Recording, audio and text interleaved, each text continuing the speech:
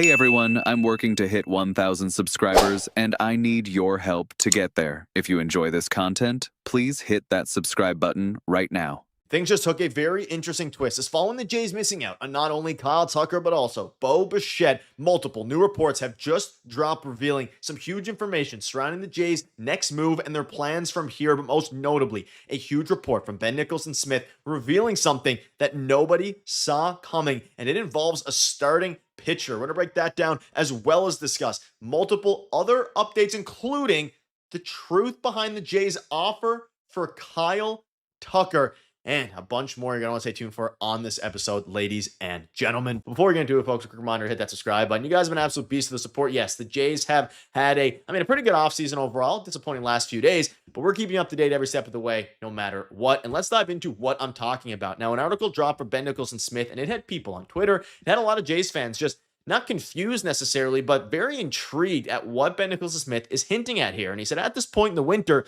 the market is thinned out and there aren't many players who represent meaningful upgrades beyond Bellinger. I'm going to have a video probably later today or tomorrow morning on Cody Bellinger. There is some updates there, but I want to dive into this. He says it's unclear how much recent contact they've had with Framber Valdez, but for what it's worth, I heard they met with him in person at the meetings. It was pre-cease deal, and there was some mutual interest at that point. If the Jays wanted to go all in on run prevention, they could reignite those talks, but most in the industry consider the Mets and Orioles more likely suitors for the left-hander. And I want to bring this up because, again, Ben Nicholson-Smith doesn't just throw things out there lightly, but regardless of that, I'm not saying that the Jays are going to go out and get Framber Valdez, but this is a very interesting twist because there is a world now where they obviously go for one of Bellinger or the next best available player, which is Framber Valdez. Now, Framber Valdez has the clubhouse issues. He threw it as catcher in a game, all these different things, threw a fastball at his chest, putting those, and we can dive into whether you think he would be good in the clubhouse.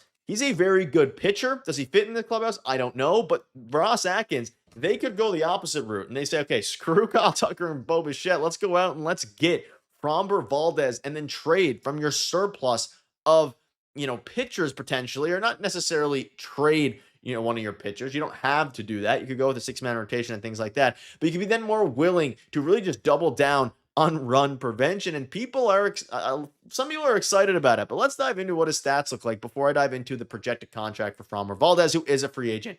His advanced analytics aren't great, quite frankly, but let's keep in mind, he is a lefty. He is a southpaw. He does not, throw from the right-hand side, which every Toronto Blue Jays pitcher in the, every starting pitcher and even most of their bullpen arms do. He's a really good pitcher who always logs almost 200 innings. And this is something that Ross Atkins and the Blue Jays front office value highly. I would not mind if they bolster their rotation further. It doesn't have to be Framber Valdez, even though he's the best remaining pitcher available. He is 32, which is a little bit scary, but he doesn't rely on velocity anyway. And even in last year, one of his worst years in the past few, he still put up a 3.66 ERA. And some fans are pretty intrigued by this. You can see, bring me Valdez, he'd be elite as a Jay. He probably would. With the defense that the Jays have behind him, any starting pitcher that comes over here will be electric. And I don't hate the idea of just improving the team. I think they need another bat. That has to be the priority. And I don't think it's going to happen in the form of a free agency signing. I don't see them being super involved in Cody Bellinger, though, again, there is still a world where that escalates today. And, of course, I'll keep you up to date regardless every step of the way. I do think they could make a trade for Bellinger, or for another free agent. There's Stephen Kwan, or not a trade for free agent, but a trade for, somebody who's not a free agent. There's Stephen Kwan available. There's some other guys as well. Like obviously the pipe dream is Ketel Marte. Talks seem to have shut down. But earlier in the winter, a report came out from, I believe her name is Katie McDaniel, and correct me if I'm wrong, but you're likely getting a steady number 2 or number 3 starter and a clear starter in a playoff series, and you're hoping he doesn't transition to a soft tossing back-end starter in this contract. The best recent comp is Aaron Nola, 7 years, 172, though, again, he's older, so 6 years. Her prediction was 6 years, 168 or something like that. And with the way the pitchers are being paid, 6 years, 168 is a little bit wild. Though at the same time, you look at it and it's like, okay, it makes the team better. And that's ultimately what it's Kylie McDaniel, by the way, not Katie. Kylie McDaniel, just double check. It makes the team better. And that's what, the Ross Atkins is all about. So let me know down below if you do that. I don't know if it would be worth spending the money necessarily to get Framber. He'd be great as a Blue Jay. That's a lot of money for somebody who, at this point in time, is a very good pitcher, not an elite pitcher. but the Jays have some of their aces already, and boy, would it make for an interesting rotation, especially with Kevin Gosselin and Barrios set to leave. You kind of, and that's why it makes a lot of sense. You kind of re-up your, your abilities here. So it's interesting. Let me know down below what your thoughts are, and it's gonna be a very curious next few weeks because at the end of the day here, they're probably going to make another move similar to I'm expecting an Andres Jimenez trade V2 for somebody else. But regardless, let me know down below what your thoughts are, because you look at kind of what happened with, what's happening with Cody Bellinger now. And a lot of people are saying would rather the Jays go into the season as is than give Bellinger those years. Take a crack at trying to, this is of course before Bo left. He's not here anymore, but it's a no for me, dog, and Bellinger. Leave a quick thought on Kyle Bellinger, on Cody Bellinger, if you want him. But let's look at, before we dive into a couple different things here, including a very notable, update surrounding the Tucker stuff, versus right-hand side versus left-hand side, and how this currently looks. So you can see here, this is from a guy on Twitter, and it is interesting. So versus righties, Springer, Barger, Vlad, Okamoto, Santander, Varsho, Kirk, Andres, and Clement. That's a hell of a lineup, and I actually really, really like it, but I almost like the left-handed side better compared to last year, because you have Okamoto, a guy who absolutely crushes. He kills lefties. You have Vlad, amazing against lefties. You have Ernie, amazing against lefties. The outfield gets a little bit interesting, and I think Santander is kind of the wild card here, and he's somebody that at this point could be really good, could be really bad. Again, I absolutely love the idea of both of these lineups. I think they're in a great spot offensively. Now, will they go out and make another trade? We'll have to see about that. Will they go out and make another signing? Of course, we're going to have to see, but I don't hate the lineup here. And of course, you slide Davis Schneider into left field, which I also don't mind whatsoever, because at the end of the day, we'll give him a chance. But it all goes to show why they probably should have got Kyle Tucker. And it does make that versus righty better, because you might see some George Springer kind of unfortunate decline. Maybe not. Maybe it won't happen. But surrounding Kyle Tucker, and speaking of, a report came out revealing their offer for Kyle Tucker to a degree here. And Robert came out and said, Robert Murray, that is, the Jays were a distant third for Tucker. So it became clear late into the night yesterday that the Jays were completely, not necessarily out of it, but they weren't in the final. I mean, same thing that happened with Soto and those guys. So 10 years, $350 was reportedly their offer for Kyle Tucker, which, great offer, $35 million a year. Wasn't even, almost half of what he ended up getting.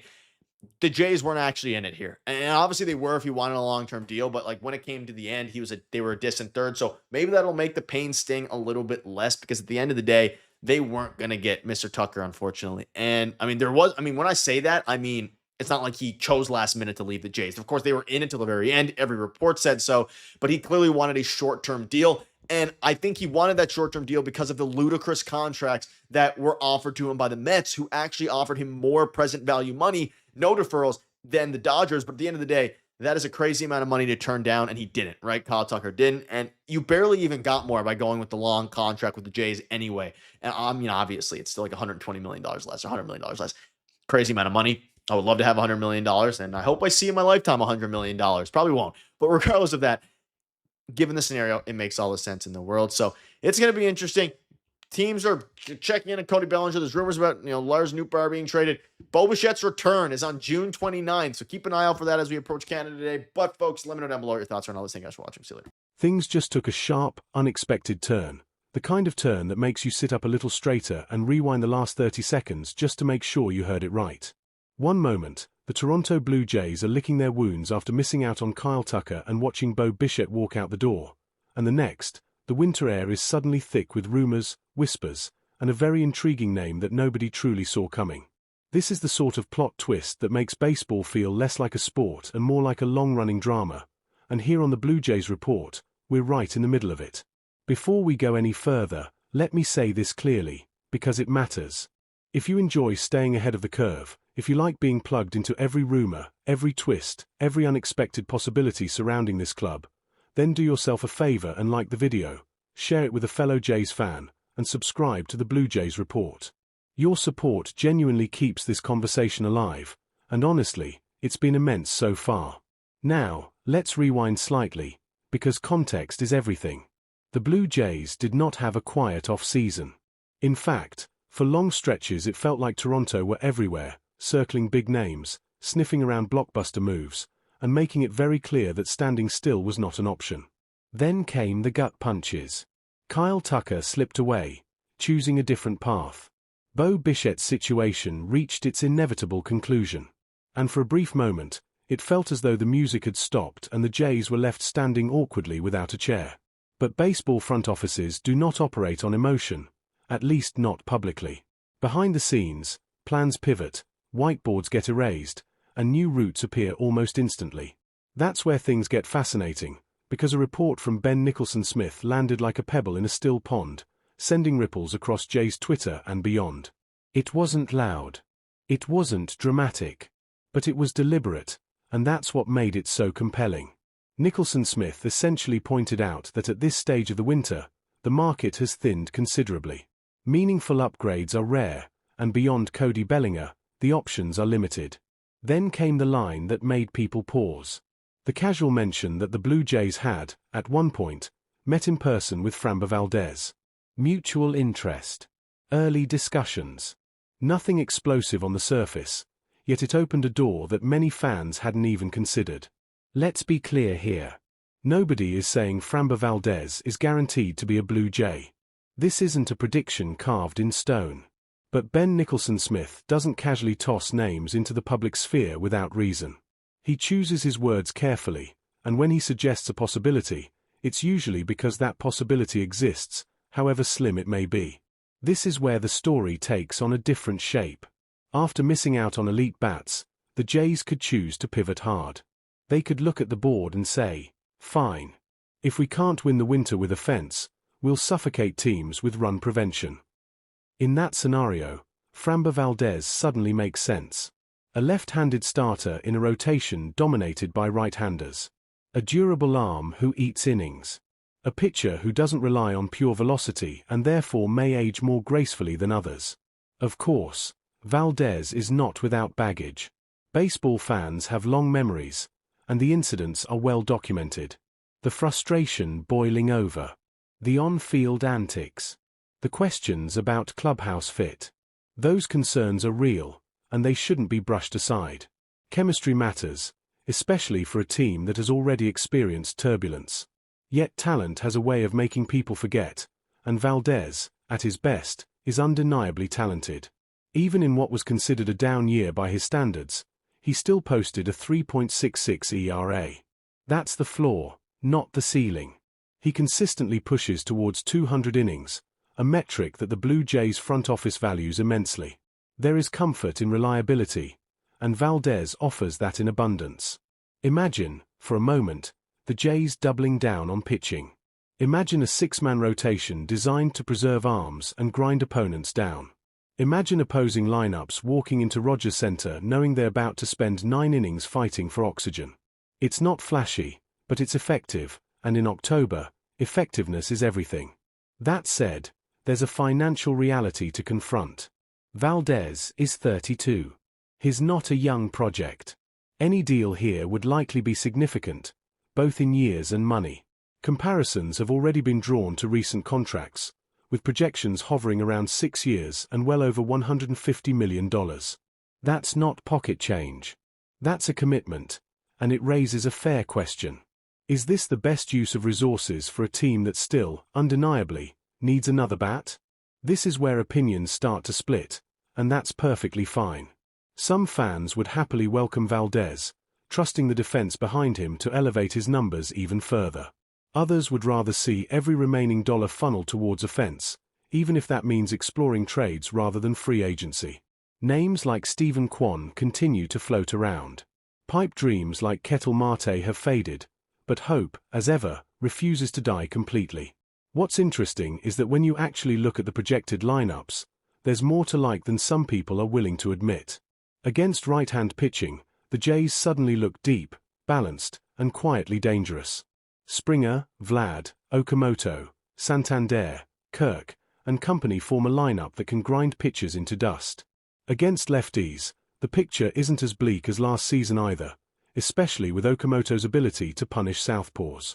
Santander, in particular, feels like a wild card. He could be brilliant. He could be streaky. He could drive fans mad. But that uncertainty is part of the intrigue. Even sliding Davis Schneider into the outfield isn't the disaster some make it out to be.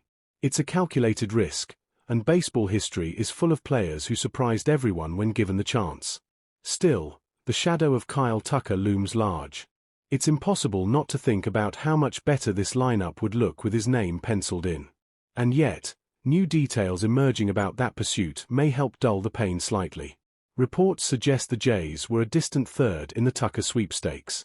Their reported offer, around 10 years and $350 million, was substantial, but it was never going to win a bidding war against teams willing to offer staggering present value deals with no deferrals. In truth, Tucker wanted short-term flexibility. He wanted leverage. And when faced with eye-watering money on the table, he took it. That's not betrayal. That's business. It hurts, yes, but it also reframes the narrative. The Jays didn't fumble at the finish line. They were simply playing a different game. And that brings us back to now. To this moment. To a Blue Jays team standing at a crossroads with options still on the table. Cody Bellinger remains a possibility, though opinions are divided. Some fans would rather roll into the season as currently constructed than commit long-term years to a player with question marks.